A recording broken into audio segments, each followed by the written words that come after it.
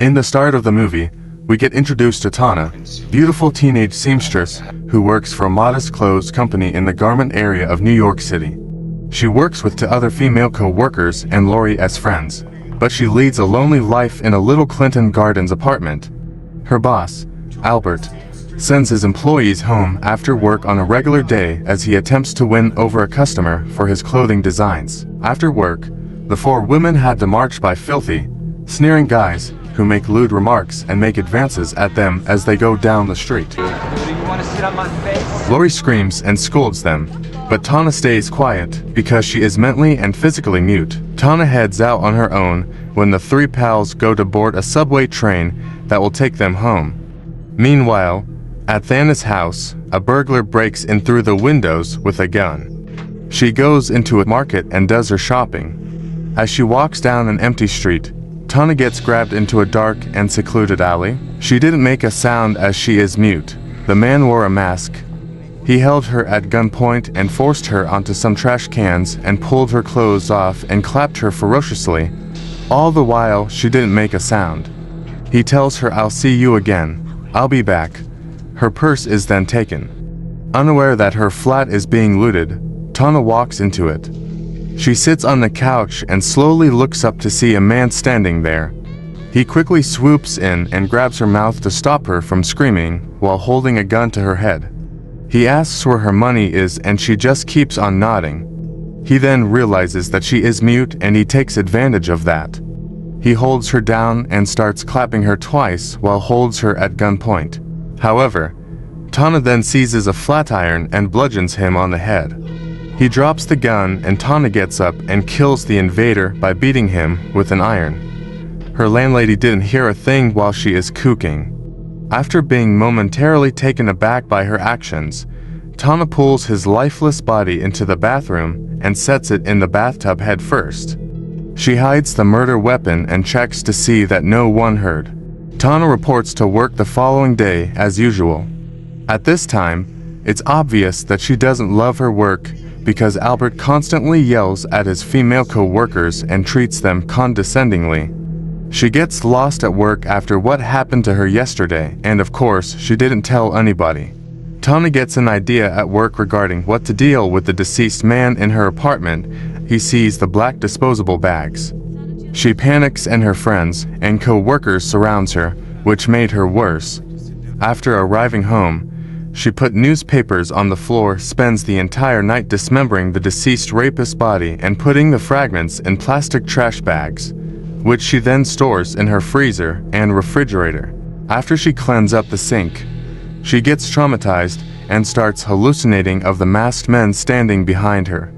Tana disposes of the plastic bags containing the deceased rapist in different parts of the city, getting rid of them one by one. The next day, a sly man with a duck-top haircut spots Tana getting out of a taxi to get rid of the newest bag, and he follows her. Tana flees when the man takes one of her bags and tries to give it back to her without looking inside.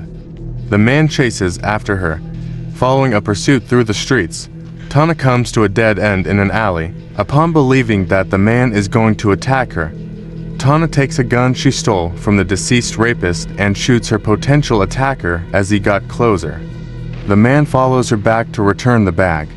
Tana is so shocked and spooked by what she did that she hurries home and pukes up in her bathroom. When her annoying and inquisitive landlady notices her running up the stairs, she asks what's going on, but Tana won't give a written answer. Her dog got in the door following the smell of the dead body. The dog went right to the fridge and kept sniffing there. That night, Tana has bad dreams about the rapist and the dead body. In the morning, a drunk and homeless man tries to look for food from the trash, but then finds the plastic bag with a human hand in it. At work, Lori reads about the mysterious shooting in the newspaper. Albert, her boss, chastises Tana for not giving it her all at work. He starts caressing her shoulders, which made Tana very uncomfortable. He suggests for her to attend the company's yearly Halloween costume party coming up. There'll be boys her own age and she have lots of fun. On a paper, Tana tells him that she try. Tana also sees newspaper front page about the discovery of an unidentified body and the unexplained .45 caliber murder of an ex-convict the day before. Lori brings Tana and her two co-workers to a nearby hamburger restaurant for lunch that afternoon. The four women see a man and a woman making out in a nearby booth while they are eating. The arrogant man, later, tries to make small talk with all four of the women seated at their table after she leaves. However, Lori warns him to F off when he makes advances toward her and declares that she is not into men. Tana is ecstatic when Lori and the other two women depart a little while later. The man follows Tana out of the restaurant and entices her to return to his loft by posing as he is a photographer who wants her to take her pictures. When he touched her, she immediately felt anger. She agrees and follows the man. As soon as they enter a building and ride the elevator to what appears to be a cheap studio. When he got out first, Tana pulls out the gun and shoots him more than 5 times. Tana goes out with another bag containing the rapist remains at night, dressing like a hooker and putting on blood-red lipstick and pasty white makeup. She leaves the landlady with a note stating that she is spending the night with a friend. Tana leaves the luggage in a locker at the train station and leaves the key in the ash bin. She heads out into the pitch-black streets in search of her assailants. When Tana witnesses a pimp abusing a prostitute, she shoots him dead across the street and runs away. She goes to Central Park, where she is immediately surrounded by 5 gang members. They surrounded her and starts to laugh. She guns them down one by one with rapid shots. Tana leaves the park as it starts to rain and was picked up by an Arab sheik who pays her $100 for her services. She agrees and got into the car. After she gets a cigarette from him, Tana murders him and his bodyguard, chauffeur at a red light. When Tana gets home the following morning, her landlady's barking dog has her even more irritated. She grounds some of the dead body and gives him some to the dog. While Tana continues to work at her job and grants Albert's request to attend the costume party this Friday, she is still disposing of portions of the rapist's body, placing one bag in the car of a man from Georgia State and another in a bag lady's shopping cart. Tana goes out again that evening in search of further victims. She goes to Chinatown this time, partially covering her face with a cloak, and tries to shoot an innocent Chinese man who is kissing his girlfriend. She follows down a dark street and pulls out her gun to shoot. However, the man enters his apartment building and unintentionally escapes. Tana encounters an unhappy man at a neighborhood bar who starts talking to her about his life of bad luck after realizing she is silent. The man continues to babble on about finding his cheating fiancé with another man and then with a woman while sitting on a seat outside on the street with a view of the East River.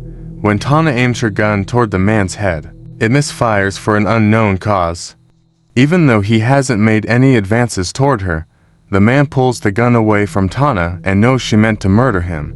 The man promises Tana that he will spare her the trouble of having to pull the trigger on a gun to end his own life. After finally losing it one day due to Phil's incessant barking, Tana takes him for a stroll. At a waterfront on the East River, she ties the dog to a post and aims her gun at him. However, for some reason, Tana leaves the frightened and whining little puppy there instead of shooting him. That evening, Tana puts on a nun costume for the party and practices while imagining killing all the men with her gun. She hyperventilates for a short while in front of the mirror with the gun. While attending the business costume party, Tana sees Albert and the other workers while they are having a good time. She is dressed as a nun, complete with red lipstick and high-heeled boots. Meanwhile, the landlady of Tana enters her apartment in the meantime. The landlady suspects that Tana may have killed her dog because it never came back from their stroll together, so she searches the area for signs of foul activity. When the landlady opens Thana's refrigerator, all of the garbage bags holding the rapist's body parts have disappeared, with the exception of one that she discovers in the freezer. When the landlady opens it, She finds the dead rapist's severed head instead of what she had assumed to be her pet dog. When the police are called, the landlady gives them a picture of Thanos' face and lets them know where she might be. At the party, Albert shows of Tana to his friends as if she is a trophy. All the men are staring at her. Tana dances with Albert during the costume party, and afterward, they escape to an adjacent office, where Albert kisses her from her thighs down to her feet. He was that kind of guy. When Albert was trying to lift her skirt, he finds the .45 gun in her corset when he goes beneath her nun's robe. Tana quickly pulls out the gun and blows his head off. He is shot and killed by Tana. Everybody downstairs heard the gunshot and are scared. Now fully insane, Tana storms out of the office and opens fire in a slow motion, violent sequence, shooting every man she sees at the party. She shoots his first guy standing there. She shoots the second and third like they were target practice.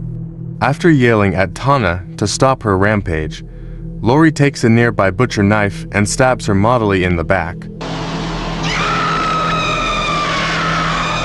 Tana shouts her loudest and spins around. Lori cowers in fear as she was pointing the gun at her. However, Tana finds it difficult to shoot a lady. Tana walks over to Lori, her eyes full of a mix of amazement and sadness. She says,